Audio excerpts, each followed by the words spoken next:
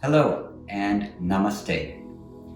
My name is Eddie Stern and I'm a yoga teacher from New York City.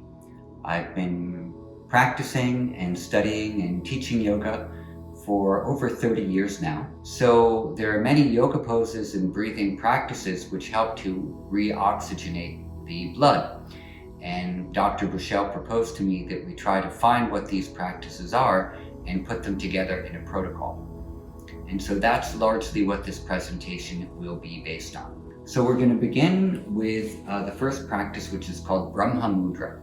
And you can do this either sitting on the floor, sitting in a chair, or standing up, whichever happens to be comfortable for you.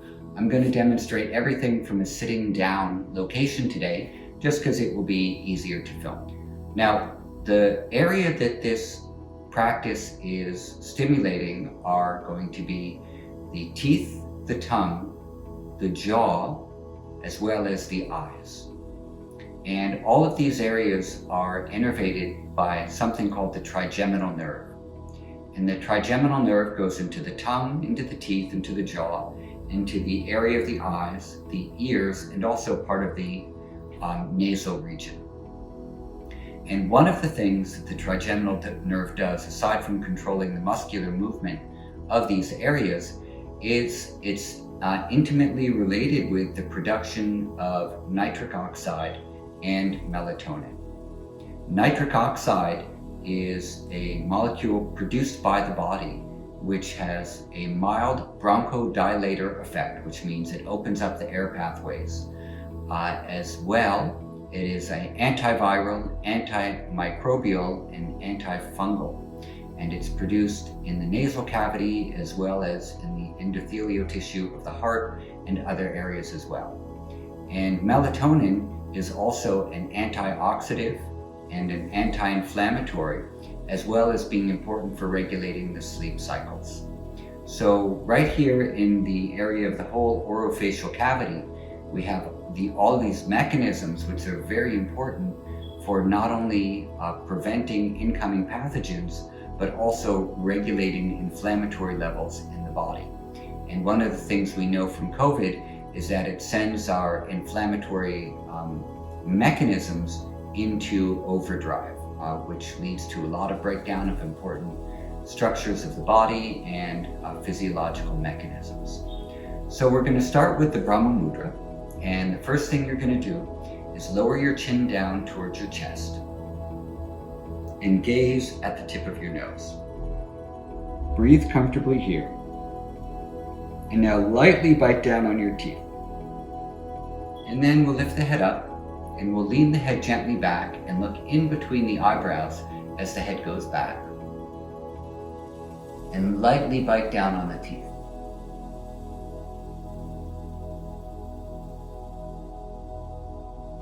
And then bring the head to center. Turn your head to look over your left shoulder and look out of the corner of the eyes and lightly bite down on the teeth. Breathing. And turn the head back to center. Look over your right shoulder, lightly bite down on the teeth. Look out of the corner of the eyes and bring the head back to center.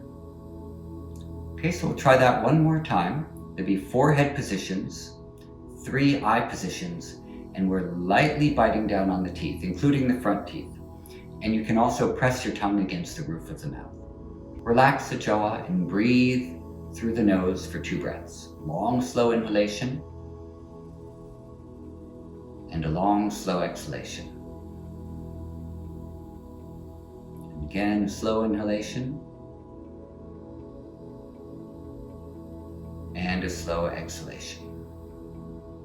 Okay, so this practice can be done 3 or 4 times. We did it 2 times today. And again, you always want to be lightly biting down on the teeth, not only to stimulate the trigeminal nerve, but also to strengthen the neck muscles. Otherwise, a lot of pressure can go into the cervical vertebrae of the neck, and it can be uncomfortable. But by applying pressure in the jaw, you engage these side neck muscles, and then you support the neck nicely. Okay, so the next practice we're going to do is a simple side bend. If you know the Trikonasana position, you can also do Trikonasana here.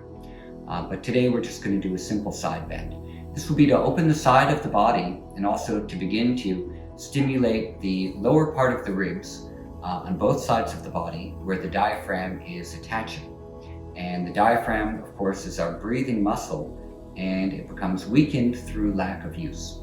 So now we're going to stimulate or bring some interoceptive awareness to the side ribs and to the diaphragm muscle. So place your left fingertips on the floor to the side of your body and bring your right hand out to the side. Inhale the arm up over the head and just lengthen up through the body, coming straight for a moment, and then exhale the arm down. This is just to lengthen the sides of the ribs. Bring your right fingertips to the floor. Inhale your left arm straight up, lengthen up, and exhale the arm down. Relax the arms and shoulders for a moment. You can shake the shoulders out. And now we will go into the side bend. So bring your left fingertips to the floor. Inhale the arm up. And now exhale, lean your body to the side a little and walk your fingers a little bit away. And keep lengthening through your upper arm. And then gaze towards your left hand and breathe. 1, 2,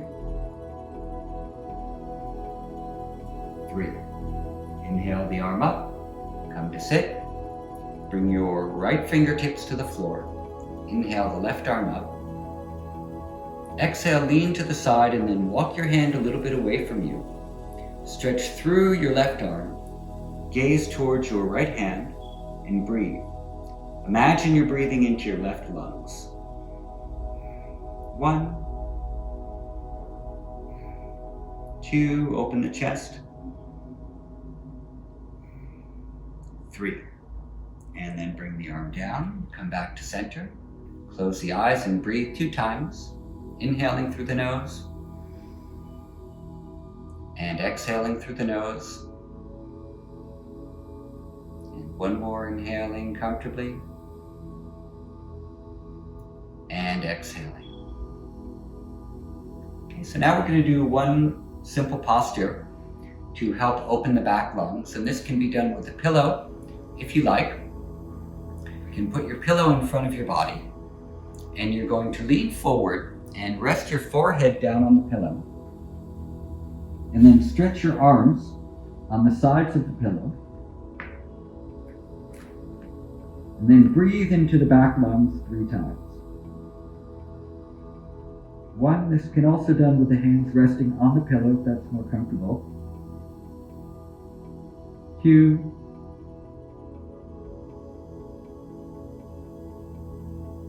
3. And then come back up to sit. We're going to repeat that again. And all these poses can be held for as long as comfortably possible for you. We're starting with 3 breaths today, but if you want to do 5 or 8 or 10, that's no problem if it's comfortable for you. So in this pose particularly, the lower back lungs by the lower back ribs in the area of the kidneys are going to be a little bit more open. So as you breathe, try to feel your back lower ribs moving.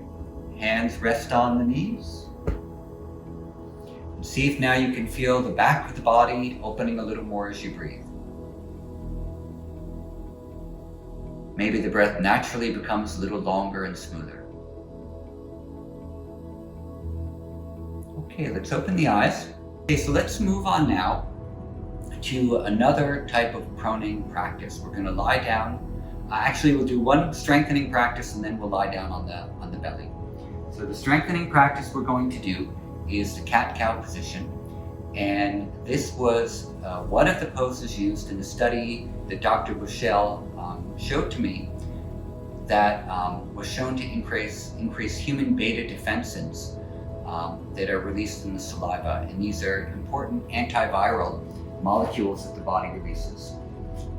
So a consistent practice of yoga has been shown to increase these beta defensins in the body.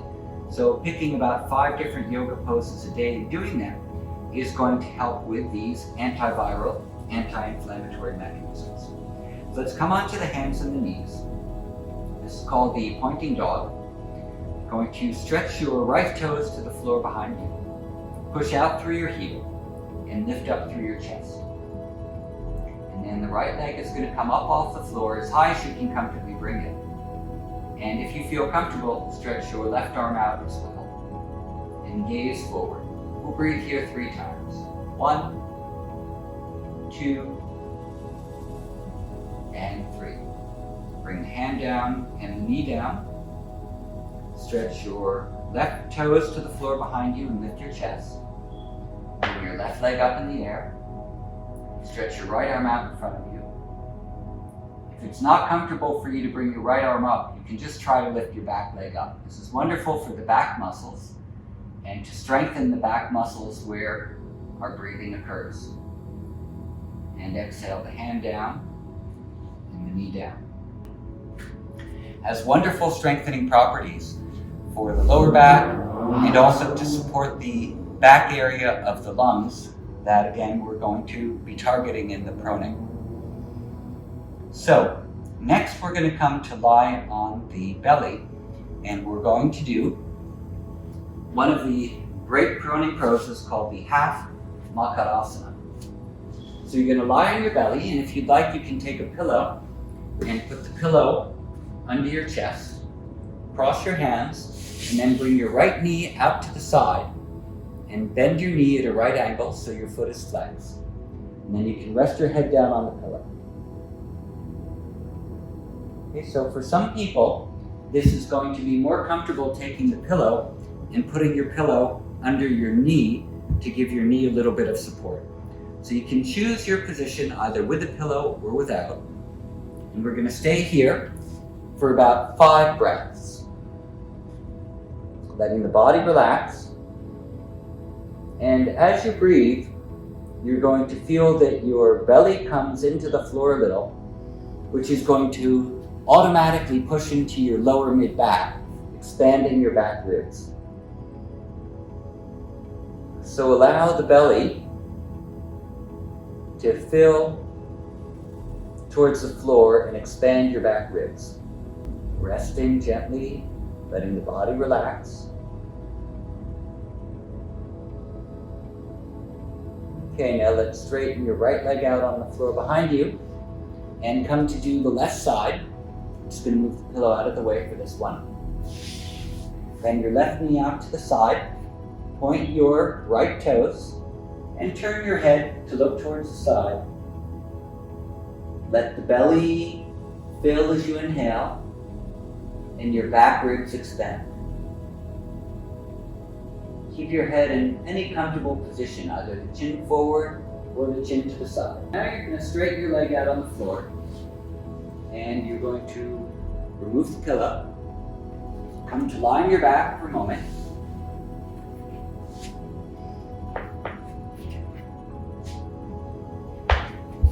And keep the knees bent.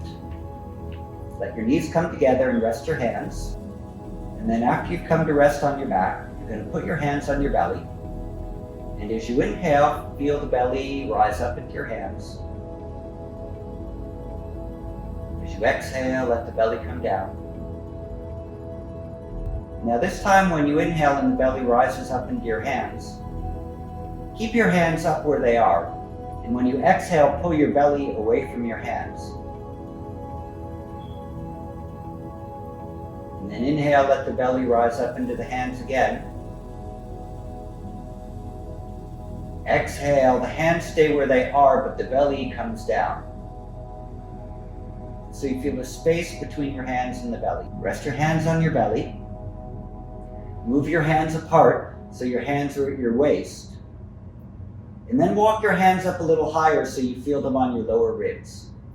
And now breathe into your lower ribs and feel your ribs push into your hands as you inhale. And as you exhale, let the ribs come back in.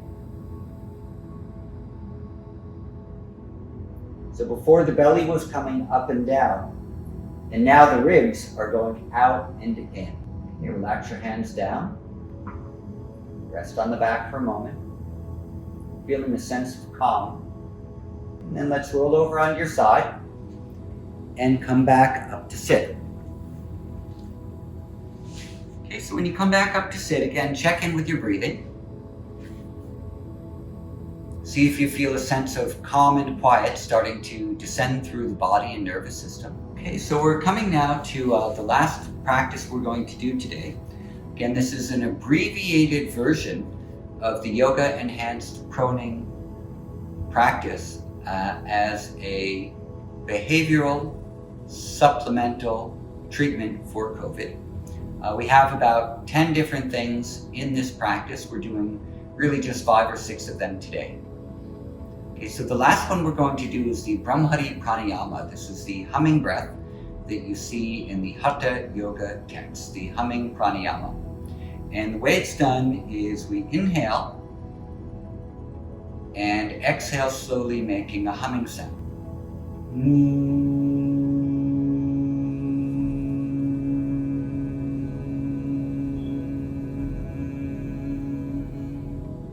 You can try this 2 or 3 times on your own, and I'll describe a couple of more benefits while you're doing the practice.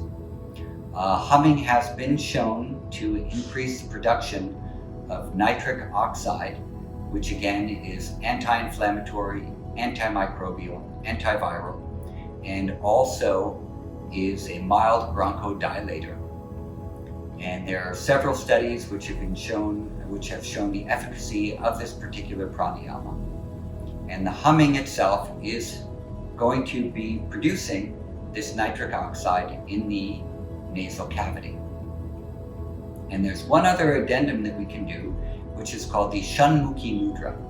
And the Shunmuki Mudra is where we put our thumbs against this part of the ear, the concha of the ear, press in, close the fingers over the eyes, and the ring finger and the pinky come to meet either at the lips or at the corner of the lips. And then we do the pranayama like this.